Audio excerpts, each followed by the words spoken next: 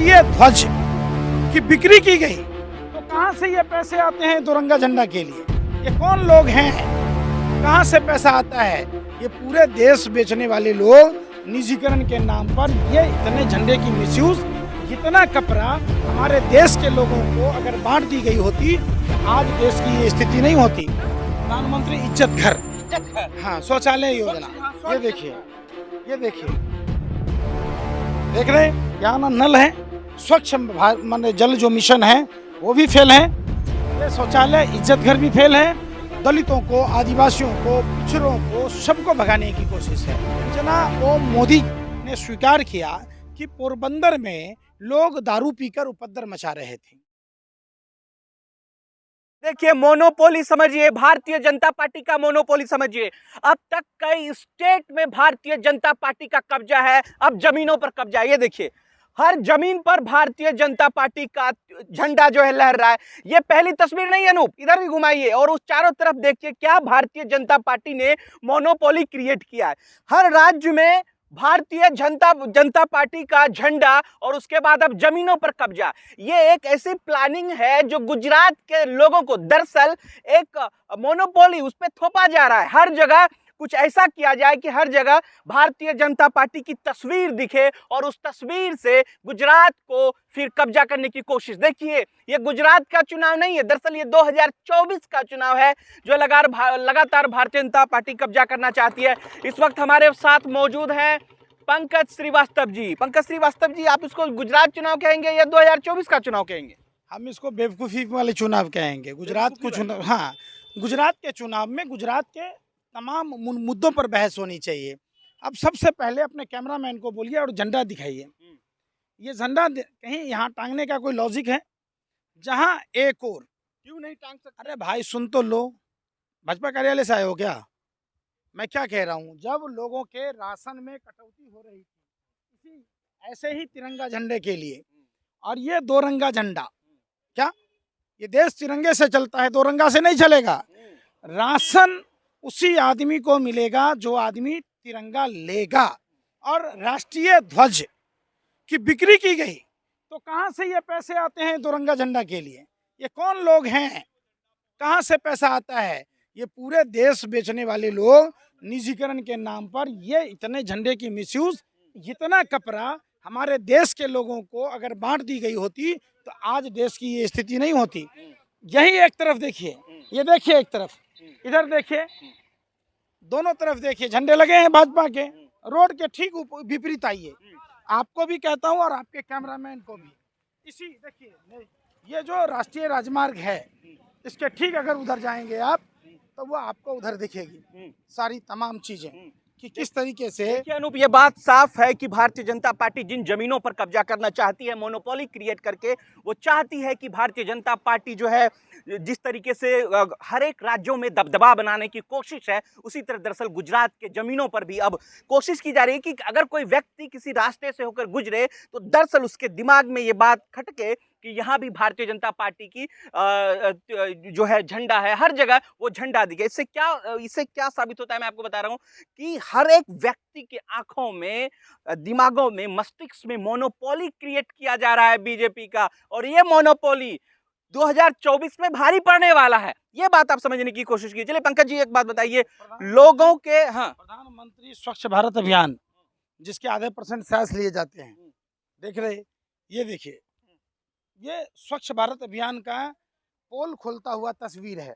वो देखिए गंदे नाले का किस तरीके से मच्छर के लार्वा पनपेंगे, लोग मलेरिया, डेंगू जैसे भी कपड़े खेतों में भारतीय जनता पार्टी का है। वही मैं कह रहा हूँ। एक तरफ देखिए प्रधानमंत्री आवास योजना, ये है प्रधानमंत्री आवास योजना।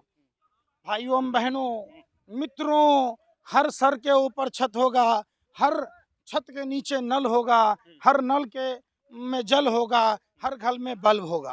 प्रधानमंत्री आवास योजना फेल। अब आइए आप, प्रधानमंत्री इज्जत योजना, शौचालय। कौन सा योजना? प्रधानमंत्री इज्जत घर, हाँ, शौचालय योजना।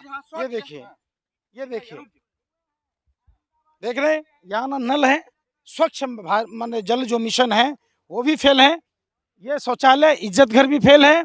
अब आप आइए, ये है प्रधानमंत्री का उज्ज्वला योजना। इतनी मोटी मोटी लकड़ियाँ, ये देखिए, ये लकड़ियाँ, ये देखिए चूल्हे, ये देखिए लकड़ियाँ कितने दिन के हैं, वो देखिए चूल्हे, ये देखिए प्रधानमंत्री आवास, ये देखिए प्रधानमंत्री आवास, लोगों के कपड़े कैसे हैं। देखिए आप, ये तमाम चीज़ें, ये चीज़ें गुजरात मॉडल की पोल खोल रही है। ये देखिए, हाँ। ये देखिए लक्कड़ का गट्ठर, लोग जंगली लकड़ियों को, कांटे को चुन कर लाते हैं, हाथ में चुभने का डर नहीं, कुछ भी खौफ नहीं। तो ये तमाम चीज़ें, ये इधर भी देखिए, कोई 1-2 घर नहीं है।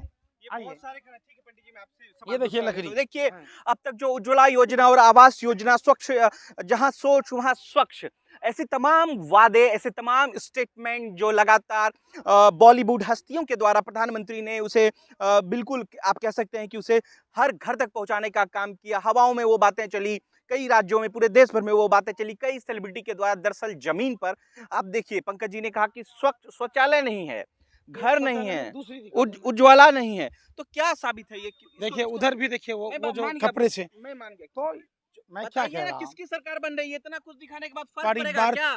परिवर्तन की लहर है। 27 सालों से जिस गुजरात मॉडल के नाम पर, गुजरात मॉडल मीन्स राष्ट्रपिता महात्मा गांधी का model, Gujarat model means Sardar Patel का मॉडल, ये जो भाजपा मॉडल है, ये भाजपा मॉडल है नाकामियों का मॉडल, जो फिल्म सेलिब्रिटियों से लेकर टीवी अखबारों पर जो विज्ञापन दिखाती है। राहुल गांधी ने कहा कि आदिवासी को शहरों से भगाने की कोशिश है, क्या कहेंगे आप? निश्चित तौर पर सही बात है। दलितों को, आदिवासियों को, पिछड़ों को, सबको भगाने की कोशिश है। ये भारत की जो आबादी है, उसके साथ एक क्रूर मजाक है कि जिस तरीके से निजीकरण के नाम पर आरक्षण की व्यवस्थाएं खत्म की जा रही है। जितनी जितनी हिस्सेदारी, उसकी उतनी भागीदारी होनी चाहिए। जातिगत जनगणना होनी चाहिए। और इन सब लोगों का एक बात बताइए, ये तबके जो हैं, ये तो वोट भी नहीं डाल पाते हैं। वोटिंग का परसेंटेज देखा जाना चाहिए, वोट का जो अधिकार है उसको अनिवार्य किया जाना चाहिए। और निश्चित तौर पर एक सवाल, राहुल गांधी ने कहा कि राजकोट से कहा कि इसको कंट्रोल किया जा रहा है, गुजरात को रिमोट के द्वारा। बिल्कुल, गुजरात की जो सरकार है वो दिल्ली से चलती है, और जो दिल्ली में बैठी हुई सरकार है, यहाँ देख के बोलिए कि तो दिल्ली मैं में भाई बोल ही रहा हूँ, अगर नहीं चलती तो मोरबी घटना होने के बाद, आपको आपको पता है कि मोरबी घटना में जो कंस्ट्रक्शन कंपनी का मेन आदमी था, वो आदमी पर कार्रवाई नहीं हुई, वहाँ मजदूरों और गार्डों पर कार्रवाई हुई। लट्ठा कांड में जो शराब माफिया हैं, आप देख लीजिए, उस पर कोई कार्रवाई नहीं हुई। और मृतक के आश्रितों को ना ही मुआवजा मिला, ना ही कोई सरकारी सहायता मिली। तमाम पूरे गुजरात में गांधी, आप अंजना ओम कश्यप के प्रोग्राम में देखा होगा, चलो हमारी बात को आप झूठ मान लेंगे, अंजना ओम मोदी की बात को तो सच मानेंगे। अंजना ओम मोदी ने स्वीकार किया कि पोरबंदर में लोग दारू पीकर उपद्रव मचा रहे थे। तो कितने दुख की बात है। गुजरात का ऐसा कोई मोहल्ला नहीं, गली नहीं, जहां ड्रग्स और शराब नहीं बिकते हैं। तो ये भाजपा का मॉडल है। 6000 से अधिक स्कूल बंद कर दिए गए, एक भी अस्पताल नहीं बना भाजपा के शासनकाल में। और जो सरकारी अस्पताल था भुज में, वो अडानी को सौंप दिया गया। 16 सभा करने वाले हैं मोदी जी। सभा करने की जरूरत क्या है? जितनी पैसाएं सभाओं में खर्च करते हैं, इन खेतों में देखिए, यहीं से नजर आता है, खेत के दोनों साइड। इधर देखिए, आप अपने कैमरामैन को बोलिए, झंडा। ये क्या साबित करना चाहते प्रचार हैं? कीजिए, अभी कांग्रेस अरे का कीजिए भाई प्रचार। सुन तो लो यार, मैं किसी पार्टी का प्रचार की बात नहीं कह रहा। मेरे को तो एक ही लोकतांत्रिक प्रक्रिया में विश्वास है। और भारतीय जनता पार्टी जो 27 साल से कुकर्म करती आई है, जो गुजरात, अरे भैया गुजरात का इतिहास आज का है। आप एक बात बताओ, भगवान श्री कृष्ण गुजरात आए थे। मैं कहना स्थानीय का बुक इंडिका पढ़िए। गुजरात हमेशा से रहा है, गुजरात ने पूरे देश को आज़ाद कराया है। सरदार पटेल और राष्ट्रपिता महात्मा गांधी इसी गुजरात से आते हैं। तो उस गुजरात की स्थिति जब देखिएगा, जब आप गाँव में जाइएगा, तो देखिएगा कि ये सारी पोलें खुलती है। आइए आपको दूसरा बाथरूम भी दिखा दूं क्या, कि देख रहे हैं आप? तो फिर यही चीजें कही जाती है ना। जिस तरीके से सोशल एक्टिविस्ट पंकज सड़कें श्रीवास्तव नहीं ने हैं, किस तरीके की सड़कें हैं? जिस तरीके से बयान जारी किया है, कह रहा कुकर्मों की सरकार पिछले 27 सालों से। अब सोचिए, सोशल एक्टिविस्ट गांव-गांव घूम रहे हैं और लगातार भारतीय जनता पार्टी के खिलाफ मोर्चा खोल दिया। सोचिएगा कि कितनी बड़ी बात है। अब तक भारतीय जनता पार्टी किसी बड़े इमारत पर झंडा फहराती नजर आ रही थी, किसी घर पर, ये भी चल सकता है। लेकिन खेतों में एक नहीं, कई ऐसे खेत हैं जहां भारतीय जनता पार्टी का झंडा जो है बुलंद है हो रहा है। तो ऐसे में सवाल जो है सोशल एक्टिविस्ट पंकज श्रीवास्तव ने उठाया। बताइए कि ये जो चीजें हैं ये आप इसको किस तरीके से देखते हैं, जरूर बताइएगा।